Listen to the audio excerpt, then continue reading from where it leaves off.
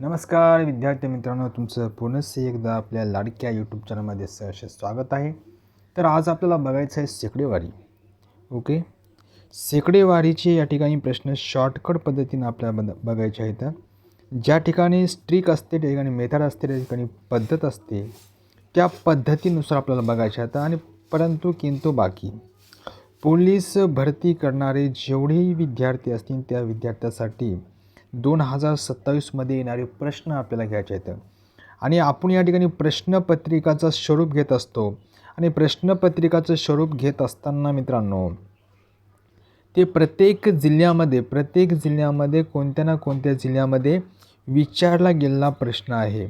जर कोणत्यातरी जिल्ह्यामध्ये विचारला गेला नसला प्रश्न असेल तर या ठिकाणी मला कमेंट बॉक्समध्ये कमेंट करून नक्की सांगा. तर मित्रांनो, आज बघायचं आपलं शेकडेवारी म्हणजे प्रेझेंटेशन. ओके, जे काय असेल ते. ओके, तर आपण पोलीस भरतीचे विद्यार्थी आहोत. आपल्याला गणिताचंच महत्त्वाचं आहे, इंग्रजीचं काही घेणं देणं नाही. ओके, तर 25 मार्क असतात ते. तर त्याच्यामध्ये 25 मार्कापैकी अशा पद्धतीनं शेकडेवारीचे प्रश्न येतात ते. आणि 2 SRPमध्ये विचारला गेला प्रश्न आहे. मुंबई लोहमार्गासाठी विचारला गेला प्रश्न आहे. त्याचबरोबर यवतमाळमध्ये विचारला गेला प्रश्न आहे पोलीस भरतीसाठी. आणि खास करून हे पोलीस भरतींच्या विद्यार्थ्यांसाठीचे प्रश्न आहेत. अतिशय VIP आणि महत्त्वाचे प्रश्न आहेत मित्रांनो. चला, तर 4 पर्याय असतात, तुम्हाला माहीत आहे. ओके, बरोबर आहे. तर प्रश्न पहा. एक दूधवाला दुधामध्ये 80% भेसळ करतो.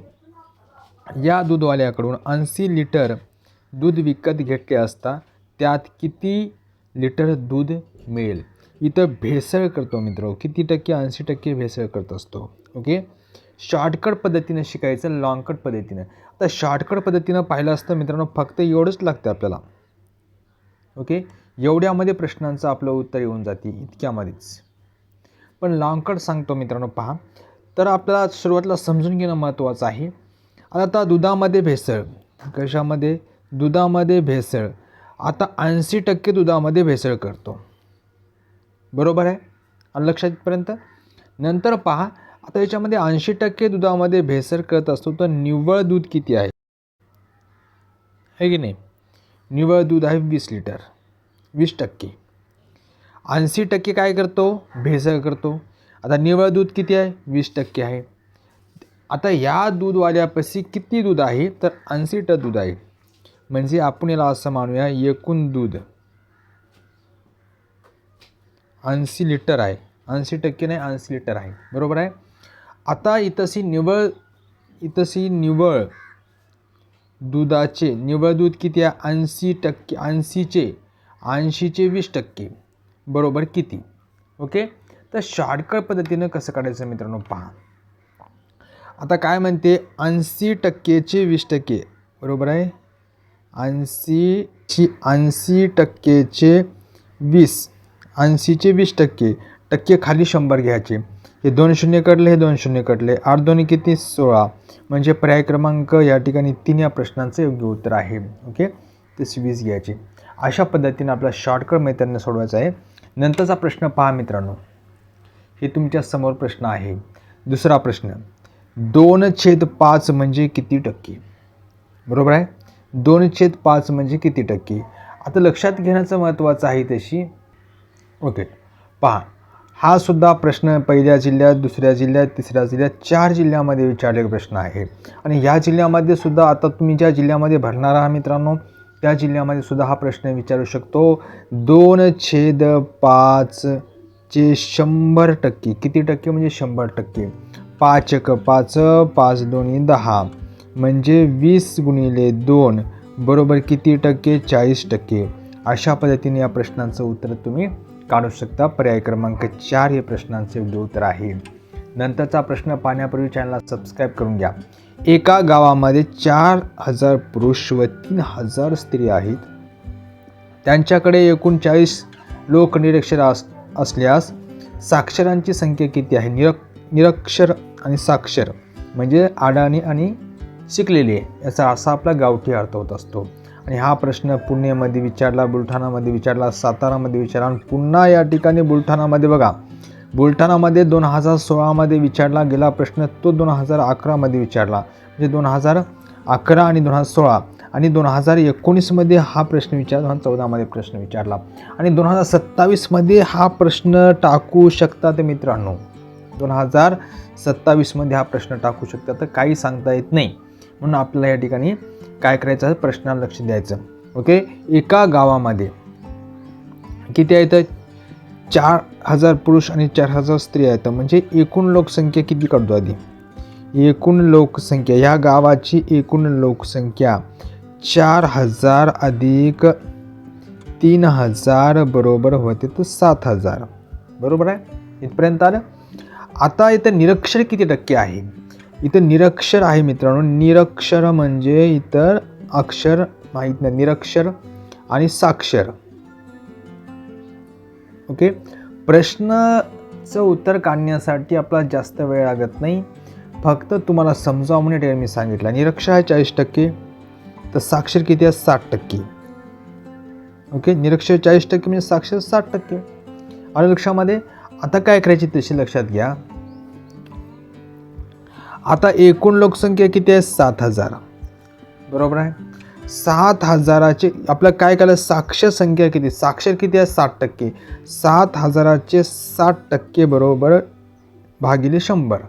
ओके, इथले 2 शून्य कटले, इथले 2 शून्य कटले. 7 सकम किती, 42. 7 सकम किती, 42. तर किती शून्य उरतात, या ठिकाणचा 1 उरतो, या ठिकाणचा 1 उरतो, म्हणजे 2 शून्य देऊन टाकायचे. म्हणजे 4200 काय असते, साक्षर संख्या असेल. ओके, अशा पद्धतीनं हे पर्याय क्रमांक 3 या प्रश्नांचं योग्य उत्तर आहे. नंतरचा प्रश्न पहा.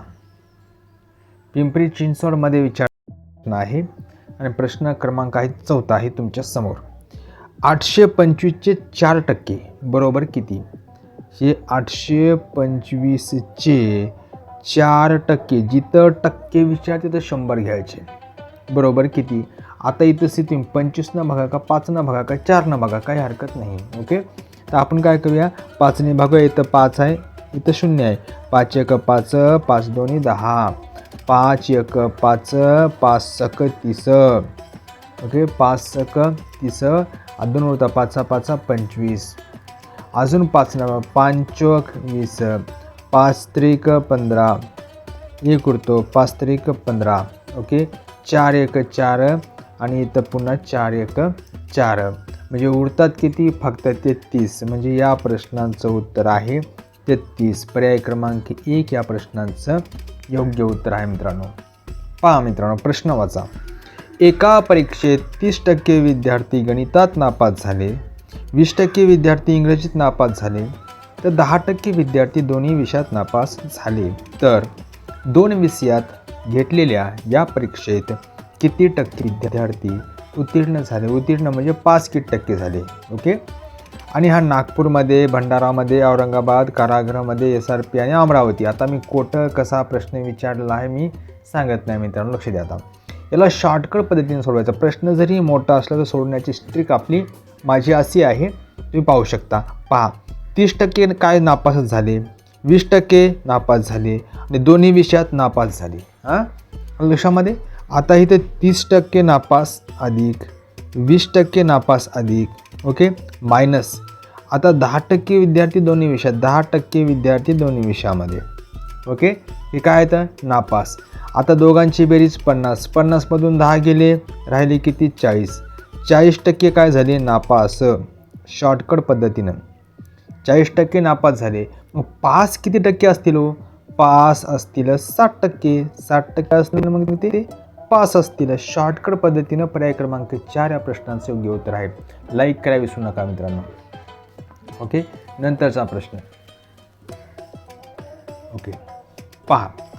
आता 250चे 5% म्हणजे किती, 250चे 5%. इथं 250चे 5% म्हणजे इथं टक्के खाली म्हणजे 100. ओके, आलं का. आता हा इथला शून्य काढला, इथला शून्य काढला. 5 1 5, 5 2 10, 5 5 25, म्हणजे 25 किती 2. आता 25/2 म्हणजे काय, 25चे अर्धे करायचे म्हणजे 12.5 12.5 होतात 25. लक्षामध्ये म्हणजे 12.5. पर्याय क्रमांक 2 या प्रश्नांचं काय योग्य उत्तर आहे मित्रांनो. ठीक आहे. तर नंतरचा बघा, 520चे 130% म्हणते. काय हरकत नाही, 520 असू द्या का 620 असू द्या. ओके, 500 काय 20चे 130%, 130% म्हणजे खाली 100 घ्यायचं आहे. इथले 2 कटले बाबा, इथले 2 कटले, कटले का? काय टेन्शन नाही. आता मित्रांनो काय करायचं, आता 13 1 13, 13 2 26, 26ला किती 6 हातच्या आले 2, 13 5 65, 65 आणि 2 67, म्हणजे 776. कुठं आहे 776? या ठिकाणी 676, 676 पर्याय क्रमांक 4 या प्रश्नांचं योग्य उत्तर आहे. नंतरचा प्रश्न पहा. ओके मित्रांनो, पहा 8वा प्रश्न तुमच्या समोर आहे मित्रांनो. 200 रुपयांच्या वस्तूंची किंमत 20% वाढवली आणि वाढलेल्या किंमत 20% घटवली तर वस्तूची शेवटची किंमत किती असेल? वस्तूंची शेवटची किंमत किती असेल? ओके मित्रांनो, पहा आता 200 रुपयाचे 20% म्हणजे 120. आता 200 रुपयाचा आहे, किंमत 20% म्हणजे 120% वाढली. ओके, नंतर काय म्हणते, आणि वाढलेली किंमत 20% घटली. आता 20% घटली म्हणजे किती झाली? 80%, आहे की नाही? 80%. आता या ठिकाणची आपण काटाकाटी करूया. 1 0 कटला, या ठिकाणचे 2 0 कटले, या ठिकाणचे 2 0 कटले. ओके, या ठिकाणचे 0 कटले, या ठिकाणचे 0 कटले. म्हणजे राहिलं काय तशी पाहायचं, 2 गुणाकारामध्ये 12, गुणाकारामध्ये 8. ओके, आता 12 8 दोघांचा गुणाकार 96 होते. 12 8 96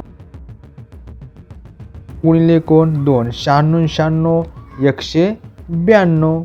म्हणजे पर्याय क्रमांक या ठिकाणी सांग तुम्हाला, पर्याय पुढे आहे तर 192 या प्रश्नांचं योग्य उत्तर येते. पाहू शकता 192 पर्याय क्रमांक 1 या प्रश्नांचं योग्य उत्तर आहे. जर एका परीक्षेत 30% विद्यार्थी नापास झाले व 350 विद्यार्थी पास झाले तर किती विद्यार्थ्यांनी परीक्षा दिली होती? ओके, तर काय म्हणते, 30% विद्यार्थी काय झाले तर नापास झाले. इथं पास किती टक्के झाले हो? पास किती झाले? 350 पास झाले. 350 पास झाले म्हणजे किती टक्के पास झाले? ओके, म्हणजे या ठिकाणी 30% विद्यार्थी नापास झाले म्हणजेच 70% पास झाले. बरोबर ना? 70% बरोबर 350 आणि 100% बरोबर किती? शॉर्टकट पद्धतीनं म्हणजे 70 खाली येते, म्हणजे 350 गुणिले 100 भागिले 70 आले. आता हे 0 कटला, 0 कटला, 7 1 7, 7 5 35 बरोबर 100 गुणाकारामध्ये 5 बरोबर काय होते तर 500 येते. म्हणजे पर्याय क्रमांक 1 ह्या प्रश्नांचं योग्य उत्तर आहे. ऐक नाही, एकदम शॉर्टकट पद्धतीनं. मग लाईक करायला विसरू नका, नवीन असाल तर सबस्क्राईब करायला विसरू नका. ओके, कारण एक एक प्रश्न अतिशय महत्त्वाचा असतो. एकदम फ्रीमध्ये तुम्ही सबस्क्राईब करून घ्या मित्रांनो. ठीक आहे, नंतरचा प्रश्न पहा. एका गावाची लोकसंख्या 4000 आहे, ती दरवर्षी 10% वाढते. जर 2 वर्षांनी त्या गावाची लोकसंख्या किती असेल? तर 2 वर्षांनी किती असेल? दरवर्षी किती वाढते? 4000ने. ओके, इथं 1 2 3 4000. आता पहिल्या वर्षी 10%ने वाढले, पहिल्या वर्षी 10%ने वाढले, दुसऱ्या वर्षी बी 10%नेच वाढले, म्हणून टक्के म्हणले 100 घ्यायचं. तर काटाकाटी करायची. हे 2 0 कटले, हे 2 0 कटले, हे 2 0 कटले, 2 0 कटले. मग बाकी काय आहे पाहायचं. 40 गुणाकारामध्ये 11, गुणाकारामध्ये 11, हे की नाही? आता 11चा वर्ग किती येतो? 121 येतो. म्हणजे 121 गुणाकारामध्ये 40 बरोबर करायचं. 0ला 0 देऊन टाकायचा, दिला का? 0ला 0 द्यायचा. आता तशी पहा मित्रांनो. ओके, 4 1 4, 4 2 8, 4 1 4, 48 40 पर्याय क्रमांक 1 या प्रश्नांचं योग्य उत्तर आहे. आतापर्यंत आपण 11 बघले.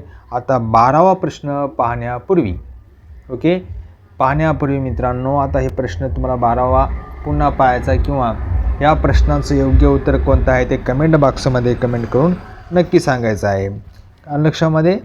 ठीक आहे. तर आतापर्यंत आपण 11 प्रश्न बघले. असेच आपण 10-11 दररोज प्रश्न पाहणार आहोत. डेली या ठिकाणी या ठिकाणी मॅथस्टिक मराठी या आपल्या चॅनलवर आपण ऑनलाईन येण्याचा प्रयत्न करत असतो, ऑफलाईन येण्याचा प्रयत्न करत असतो आणि दररोज आपण प्रश्नपत्रिका घेत असतो मित्रांनो अशा पद्धतीनं. तर ठीक आहे. धन्यवाद.